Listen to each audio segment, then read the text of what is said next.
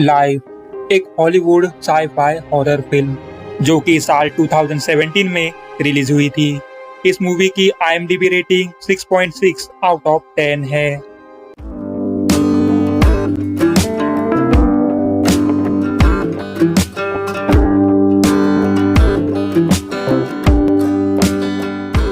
कहानी की शुरुआत में इंटरनेशनल स्पेस स्टेशन पे कुछ क्रू मेंबर्स को दिखाया जाता है जो कि एक मिशन पर आए हुए हैं। रॉय इस स्पेस स्टेशन का पायलट है।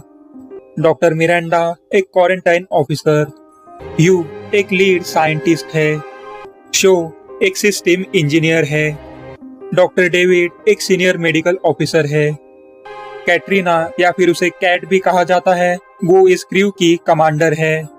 फिर अगले सीन में एक अनमैन्ड स्पेस प्रोब यानी कि जिस स्पेस प्रोब में कोई इंसान नहीं है, वो मंगल ग्रह से पृथ्वी की ऑर्बिट में मिट्टी के सैंपल्स के साथ लौटता है।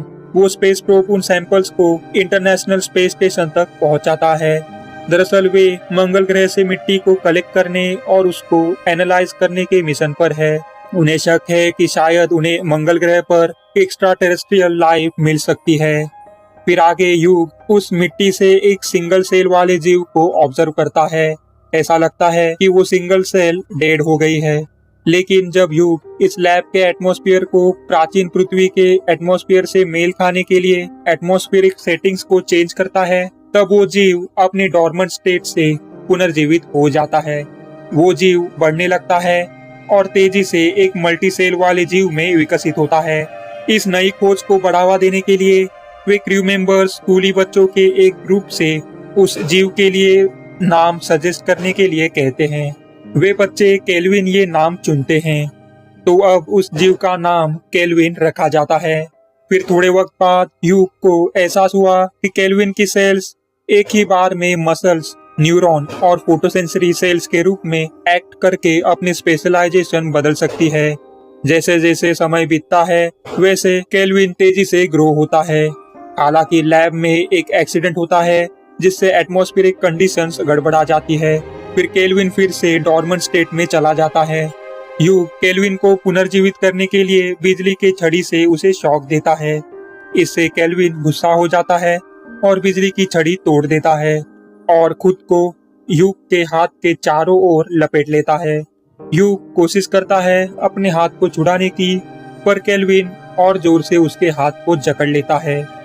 जैसे तैसे युग अपने हाथ को खींचकर छुड़ाता है और उसका हाथ टूट जाता है।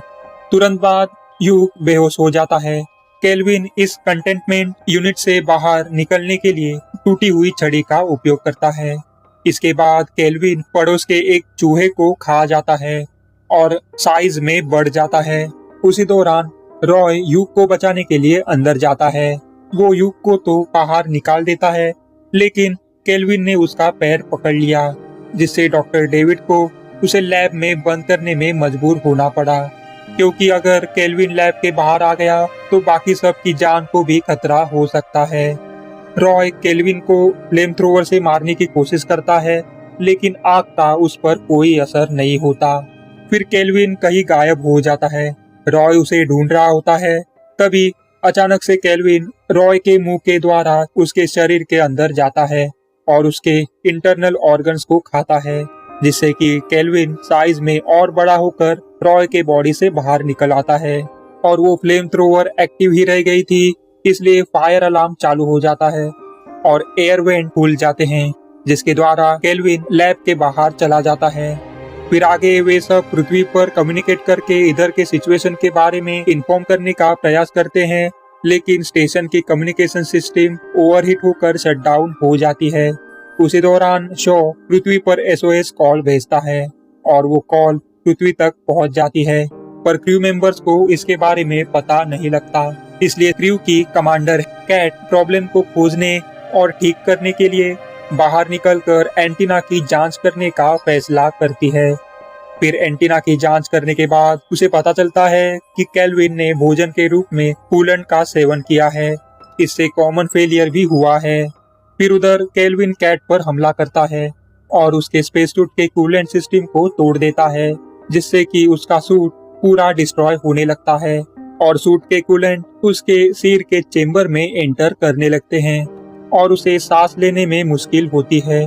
कैट एयरलॉक की ओर जाती है, पर उसे एहसास होता है कि उसकी वजह से क्रू के बाकी मेंबर्स खतरे में पड़ जाएंगे और इसलिए वो वहां डूबकर मरने का फैसला करती है और खुद को स्टेशन से दूर करती है और अपने आप को सैक्रिफाइस करती है। अनफॉर्चुनेटली कैट स्टेशन से बहुत दूर होने से पहले केल्विन उसके बॉडी से अलग हो जाता है और स्पेस स्टेशन पे आ जाता है। आपके दिमाग में इधर सवाल आ रहा होगा कि केल्विन स्पेस स्टेशन के बाहर कैसे सांस ले पा रहा है और क्या इसे ऑक्सीजन की जरूरत नहीं है। हालांकि डायरेक्टर्स ने इसका एक्सप्लेनेशन देने के लिए जब केल्विन कैट के सूट पर था तब उसे डिस्परेट होते हुए और वो कैट के सूट की ऑक्सीजन पाने की कोशिश कर रहा है ऐसा दिखाया था, यानी कि केल्विन को जिंदा रहने के लिए ऑक्सीजन की जरूरत है, पर वो उस कंटेनमेंट यूनिट से काफी बड़ा हो चुका था, इसलिए शायद वो कुछ समय तक स्पेस में सरवाइव कर गया है। फिर कहानी में आगे केल्विन स्पेस स्टेशन के अंदर आने की कोशिश करता है। ऐसा लगता है कि केल्विन इन सबको मारना चाहता है। तभी शो एक्सप्लेन करता है कि केल्विन एक कार्बन बेस्ड लाइफ फॉर्म है, इसे जीवित रहने के लिए भोजन की जरूरत है और अभी उसके लिए हम इंसान ही भोजन है। हमने उस पर हमला किया था तो ये खुद को बचाने के लिए रिएक्ट कर रहा है। हालांकि ये केल्विन या फिर किसी भी जीव की प्राइमल इंस्टिंक्ट हो सकती है। फिर आगे जैसे ही केल्विन थ्रस्टर्स में प्रवेश करने की कोशिश करता है, शो थ्रस्टर्स को चालू करता है। ऐसा करने से उनके पास फ्यूल की कमी हो जाती है। हालांकि केल्विन को इससे कुछ नहीं होता। इसके अलावा ज्यादा थ्रस्टिंग के कारण स्पेस स्टेशन ने पृथ्वी के ऑर्बिट में प्रवेश करना शुरू कर दिया। वे केल्विन को पृथ्वी में प्रवेश नहीं करा सकते, इसलिए वे पृथ्वी के ऑर्बिट से बाहर जाने का रास्ता सही करने के लिए बचा हुआ ईंधन बचाते हैं और तभी केल्विन स्पेस स्टेशन में फिर से प्रवेश करता है। फिर आगे क्रू मेंबर्स अपने मॉड्यूल को छोड़कर बाकी स्टेशन से ऑक्सीजन सप्लाई बंद करने का प्लान बनाते हैं और उस मॉड्यूल में अपने आप को सील करते हैं। वे सब केल्विन के मर जाने का वेट कर रहे होते हैं। तभी यू इस बारे में बात करता है कि विनाश के माध्यम से जीवन की प्रकृति कैसी है, कैसे केल्विन उनसे नफरत नहीं करता लेकिन अपने अस्तित्व के लिए उसे उन्हें मारना पड़ रहा है। फिर वो अपने पैर को छूता है और बेहोश होने लगता है और वो कहता है कि मुझे माफ कर दो। यू की हालत और खराब होने लगती है और उसे कार्डियक अरेस्ट आता है, तो मिरांडा यू पर डिफाइब्रिलेटर का उपयोग करती है। तभी वे देखते हैं कि केल्विन यू के पैर से निकल रहा है और यू के पैर को खा रहा है। अभी केल्विन साइज में बहुत ही बड़ा हो चुका था। दरअसल यूक का केल्विन के साथ कुछ पागलपन भरा रिश्ता है। जब वे मॉड्यूल को सील कर रहे थे तब यूक ने केल्विन को आते हुए देखा था। यूक कभी कुछ नहीं कहता और केल्विन को अपने पैर को पकड़ने की अनुमति दे देता है। हालांकि यूक अपने पैरों को महसूस नहीं कर सकता क्योंकि वो पैराप्लेजिक है, इसलिए केल्विन उसके पैर को खा रहा है तब भी उसे कुछ भी दर्द महसूस नहीं हुआ। फिर आगे मिरांडा केल्विन पर डिफाइब्रिलेटर को यूज करती है पर उससे भी केल्विन को कुछ नहीं होता। फिर वे सब उधर से भागते हैं। डेविड और मिरांडा एक मॉड्यूल में अपने आप को बंद कर लेते हैं। शो उस मॉड्यूल तक जा नहीं पाता तो वो खुद को एक स्लीप कैप्सूल में बंद कर लेता है। हालांकि केल्विन उस कैप्सूल को तोड़ने की कोशिश करता है पर वो तोड़ नहीं पाता। यूक मर गया है। केल्विन ने ट्रैकर के साथ यूक का एक हिस्सा खा लिया है, इसलिए वे अब केल्विन के लोकेशन को ट्रैक कर सकते हैं। उन्हें अब केल्विन स्पेस स्टेशन के किस हिस्से में मौजूद है इसका पता चल सकता है। तो डेविड और मिरांडा यूक के लाश का केल्विन को एक मॉड्यूल में फंसाने के लिए चारे की तरह यूज करते हैं। उसी दौरान उन दोनों को पता चलता है कि पृथ्वी से एक सोयूज स्पेसक्राफ्ट स्पेस स्टेशन की ओर आ रहा है। हालांकि वो स्पेसक्राफ्ट उसी SOS कॉल की वजह से स्पेस स्टेशन की तरफ आ रहा होता है जिस कॉल को कुछ समय पहले पृथ्वी पर भेजा था। डेविड को लगता है कि पृथ्वी से आने वाली स्पेसक्राफ्ट उनके रेस्क्यू के लिए आ रहा है। फिर मिरांडा बताती है कि वे हमें बचाने नहीं आ रहे। दरअसल मिरांडा ने पहले योजना बनाई थी कि अगर वे स्पेस स्टेशन पर कंट्रोल खो देते हैं तो पृथ्वी को स्पेस स्टेशन को डीप स्पेस में धकेलने के लिए एक स्पेसक्राफ्ट भेजना चाहिए। तो ये जो स्पेसक्राफ्ट इनकी तरफ आने वाला है वो बस यही करने आ रहा है। इन शॉर्ट इनका बलिदान दिया जाना है। फिर वो स्पेसक्राफ्ट आकर स्पेस स्टेशन से लॉक हो जाता है और स्पेस स्टेशन को धक्का देना शुरू करता है। इस बात से अनजान कि उनका बलिदान दिया जाना है, शो सोचता है कि उनके रेस्क्यू के लिए स्पेसशिप आई है और वो स्लीप कैप्सूल से बाहर आकर स्पेसशिप की ओर जाता है और मैन्युअली हैच को ओपन करता है। उसके पीछे केल्विन भी आता है और केल्विन उस स्पेसशिप के क्रू मेंबर्स को मार डालता है और मैनुअल हैच ओपनिंग की वजह से सोयूज स्पेसक्राफ्ट डैमेज होने लगता है और वैक्यूम स्पेस स्टेशन की सारी चीजों को खींच रहा होता है। शो स्पेस स्टेशन में वापस आने की कोशिश करता है। तभी मिरांडा और डेविड शो को अंदर खींचने की कोशिश करते हैं, पर केल्विन शो के शरीर से चिपक जाता है। केल्विन को स्पेस स्टेशन के अंदर आने से रोकने के लिए शो मिरांडा का हाथ छोड़कर केल्विन के साथ स्पेसशिप में चला जाता है, पर वो उस हैच को लॉक नहीं कर पाता। केल्विन उसे मार देता है और फिर केल्विन स्पेस स्टेशन के अंदर आ जाता है। फिर आगे स्पेस स्टेशन डैमेज होने की वजह से टेम्परेचर और ऑक्सीजन गिरने लगता है। एक मॉड्यूल में डेविड और मिरांडा है और दूसरे में केल्विन। मिरांडा और डेविड को वे अब नहीं बच पाएंगे ऐसा लगता है। जैसे ही वे दोनों मरने की तैयारी करते हैं, उन्हें एहसास होता है कि स्पेसशिप के पुशिंग के कारण स्पेस स्टेशन फिर से पृथ्वी के ऑर्बिट में जा रहा है और आगे स्पेस स्टेशन पृथ्वी पर क्रैश हो जाएगा। केल्विन पृथ्वी पर उस क्रैश के बाद बच सका तो पृथ्वी पर कोई नहीं बच पाएगा। फिर डेविड को 2 एस्केप पॉड्स के बारे में याद आता है जिन्हें पृथ्वी पर वापस ऑटो पायलट करने के लिए कॉन्फ़िगर किया गया है। तभी उसे एक आखिरी आइडिया आता है और वो मिरांडा को एक पॉड में घुसकर पृथ्वी पर जाने के लिए कहता है और वो केल्विन को अपने साथ दूसरे पॉड में ले जाकर डीप स्पेस में जाने का डिसाइड करता है।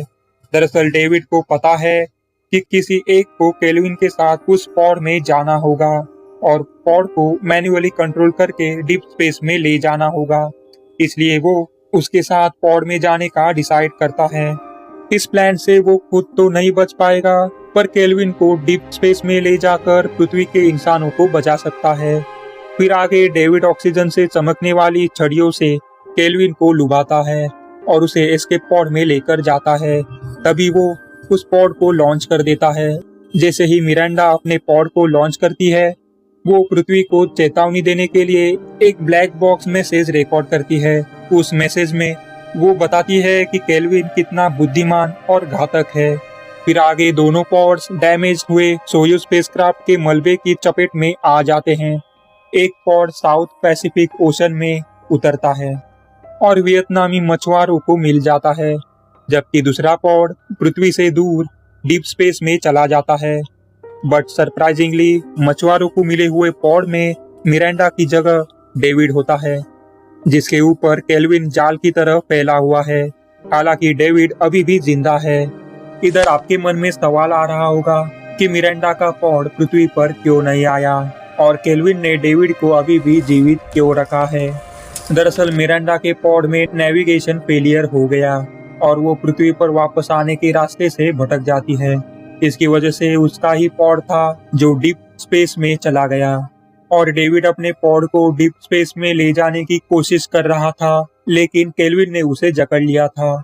इसकी वजह से डेविड अपने पॉड को कंट्रोल नहीं कर पाया और वो पॉड पृथ्वी पर वापस आने के लिए ऑटो पायलट मोड में पहले से ही कॉन्फ़िगर था, इसलिए डेविड का पॉड पृथ्वी पर आ गया है। इधर डायरेक्टर्स ने ऑडियंस को ये सोचने पर मजबूर किया था कि वो मिरांडा ही है जो पृथ्वी पर वापस आने वाली है और पृथ्वी पर प्रवेश करने के दौरान पॉड में एटमॉस्फेरिक कंडीशंस काफी हद तक चेंज हुई होंगी, जिसके कारण केल्विन मर सकता था। शायद उसमें सरवाइव करने के लिए केल्विन ने डेविड को जिंदा रखा होगा, या फिर केल्विन ने पृथ्वी पर पहुंचने के बाद पॉड से बाहर निकलने के लिए डेविड को चारे के रूप में उपयोग करने की योजना बनाई होगी। और आगे हम ऐसा ही होते हुए देखते हैं। डेविड को जिंदा देखकर वे वियतनामी मछुआरे पॉड को खोलने की कोशिश करते हैं, जबकि डेविड पॉड के अंदर से उन्हें ऐसा न करने के लिए चिल्लाता भी है। उसके बावजूद मछुआरे पॉड के दरवाजे को जबरदस्ती खोलने में कामयाब हो जाते हैं और इधर ये फिल्म खत्म हो जाती है। जब तक इस फिल्म का सीक्वल नहीं आता, तब तक हम मान सकते हैं कि इस कहानी का अंत इधर हो चुका है और इस एंडिंग को देखते हुए हम एज्यूम कर सकते हैं कि केल्विन पृथ्वी पर तबाही मचाने वाला है।